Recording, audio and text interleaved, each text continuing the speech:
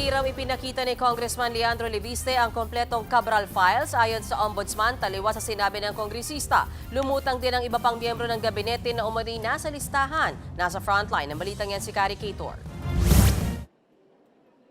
Sa gitna ng mainit na usapan sa umano'y bilyon-bilyong pisong insertion sa 2025 national budget, magkaiba ang sinasabi ng Office of the Ombudsman at ni Batangas Representative Leandro Leviste tungkol sa tinatawag na Cabral files. Ayon kay Assistant Ombudsman Miko Clavano, hindi raw ipinakita ni Leviste ang kompletong set ng mga dokumento ng yumaong DPWH Undersecretary Maria Catalina Cabral. Babala pa ni Clavano ang soft copies na nasa kamay ng mga third party, lalo na ang Word at Excel files, madaling mamanipula at hindi agad maituturing na matibay na ebidensya. Evidence that is derived directly from these sources will naturally carry far greater evidentiary value than copies that are circulating outside official custody.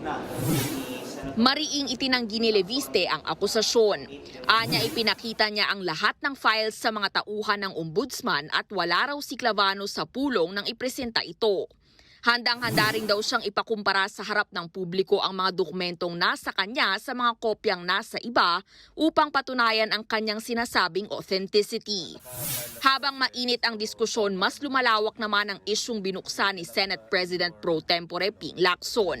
Ibinunyag ni Lacson na batay sa Cabral files, may 5 cabinet secretaries at ilang undersecretaries na umano'y may bilyon-bilyong pisong allocables sa ilalim ng DPWH budget. Isa sa pinakakontrobersyal, ang isang entry na may markang ES na may halagang higit 8 bilyong piso. ES ang kadalasang tawag sa Executive Secretary at ang ES noong panahong iyon ay si Lucas Bersamin. Agad namang pumalag si Bersamin sa akusasyon. Ikinagalit at ikinagulat daw niya ang pagkakasangkot sa kanya sa higit 8 billion pesos na halaga ng allocables. Kahit kailan, hindi raw siya humiling, nag-endorso o nag-aproba ng kahit anong DPWH project o budget allocation.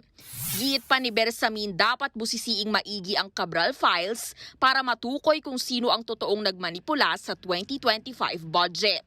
Nagtataka rin daw si Lacson kung paano nagkaroon ng allocable ang isang ES. Ang allocables ay ang pondong inilalaan ng DPWH para sa infrastructure projects sa bawat distrito. Para yan sa mga mambabatas.